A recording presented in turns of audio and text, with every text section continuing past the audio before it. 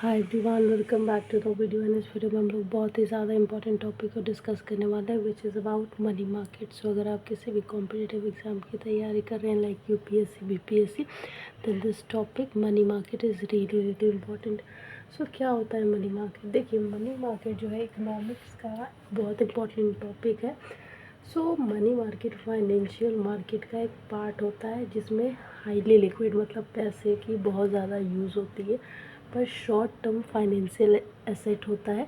मतलब इसमें छोटा टाइम के लिए और कम रकम में किया जाता है। अप टू 1 ईयर, सिर्फ 1 साल ज़्यादा से ज़्यादा मनी मार्केट में पैसे की फ्लोइंग होती है। ठीक है, जैसे कि ट्रेड भी एक एग्जाम्पल हो सकता है। So short term borrowing needs को पूरा करता है आपका मनी मार्केट, और ये वर्किंग कैपिटल में बहुत ज़्यादा यूज़ होता है। और हाईली लिक्विडिटी होता है जिसमें मनी मार्केट इन्वेस्टमेंट किया जाता है, कैश इन्वेस्टमेंट किया जाता है।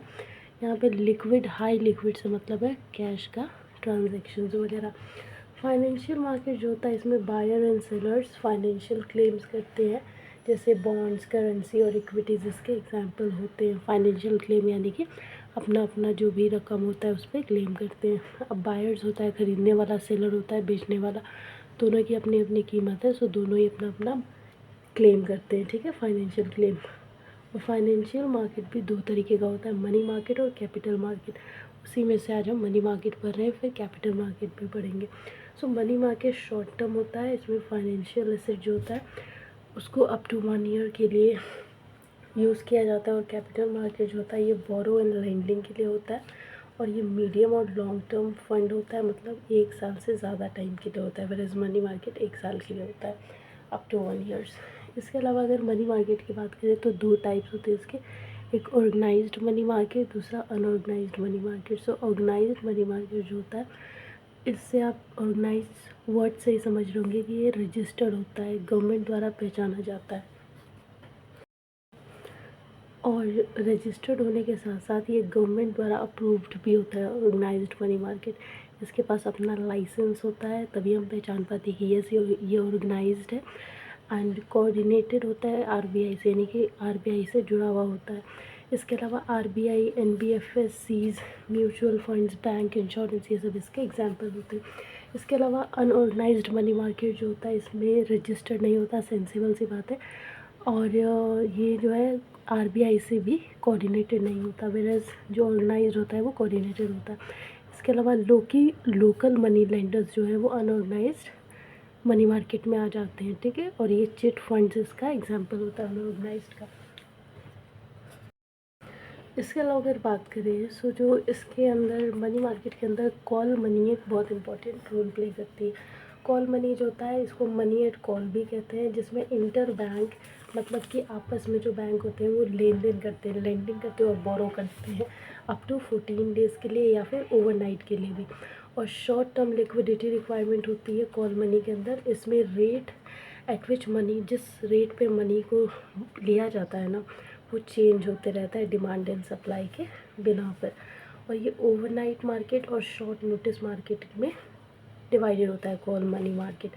जैसे कि जो ओवरनाइट मनी मार्केट होता है उसमें बोरो एंड लेंडिंग होती है 1 दिन के लिए, और जो शॉर्ट टर्म नोटिस वाला होता है वो अप टू 14 डेज़ के लिए होता है। इसके अलावा अगर बात करें ट्रेजरी बिल, ट्रेजरी बिल बहुत इंपॉर्टेंट रोल प्ले करता है मनी मार्केट के अंदर। इसको टी बिल्स भी कहते हैं। ये शॉर्ट सिक्योरिटीज़ होती हैं जिसको इशू करता है आरबीआई, सेंट्रल गवर्नमेंट, और इसके अंदर G6 गवर्नमेंट सिक्योरिटीज़ होती हैं। और ये गवर्नमेंट सिक्योरिटी का वन ऑफ टू टाइप है, क्या ये treasury bill. So government securities, government bond, और इसका पीरियड मोर देन 1 ईयर होता है। कैपिटल मार्केट इंस्ट्रूमेंट इसके अंदर आता है ट्रेजरी बिल के अंदर। इसके अलावा अगर बात करें तो कैश मैनेजमेंट। सो जो कैश मैनेजमेंट होता है इसके अंदर लेस देन 91 डेज़ के लिए कैश मैनेजमेंट किया जाता है। इशूड है discount to face value auction by RBI. इसको जो है कैश मैनेजमेंट को आरबीआई डिस्काउंट पे देता है ताकि ऑक्शंस किया जा सके। और ये जो सीएमबी है यानी कि कैश मैनेजमेंट है वो एसएलआर रिक्वायरमेंट के लिए रखा जाता है और बैंक्स इसको रखती है। इसके अलावा एक बहुत इंपॉर्टेंट टर्म होता है प्रोमिसरी नोट, जो लीगल होता है, रिटन प्रॉमिस होता है इशूअर द्वारा, जो इशू कर रहा है पैसे को, टू पे अनदर पार्टी, जो दूसरे पार्टी को पे कर रहा है। ठीक है। और इसमें टर्म्स एंड कंडीशंस भी आते हैं। जैसे मान लीजिए बैंक होता है, तो बैंक हमें कुछ लीगल पेपर्स देता है, तो हम क्या है, हम अनदर पार्टी और बैंक इशूअर है। तो प्रोमिसरी नोट जो है मनी मार्केट में एक बहुत इंपॉर्टेंट कंपोनेंट प्ले करता है। मनी मार्केट का इंपॉर्टेंस है जैसे लिक्विडिटी, पैसे का आदान प्रदान बहुत इंपॉर्टेंट रोल प्ले करता है, जहाँ पे आपको शॉर्ट टर्म के लिए भी मिल सकता है, लॉन्ग टर्म के लिए भी मिल सकता है, ठीक है। शॉर्ट टर्म सरप्लस और डेफिसिट बैलेंस दोनों आपको देखने को मिल जाता है मनी मार्केट के अंदर। कैश अवेलेबिलिटी होती है यहाँ पे, जहाँ से आप लोन के लिए ले सकते हैं, ट्रेडिंग के लिए ले सकते हैं, बिजनेस के लिए ले सकते हैं।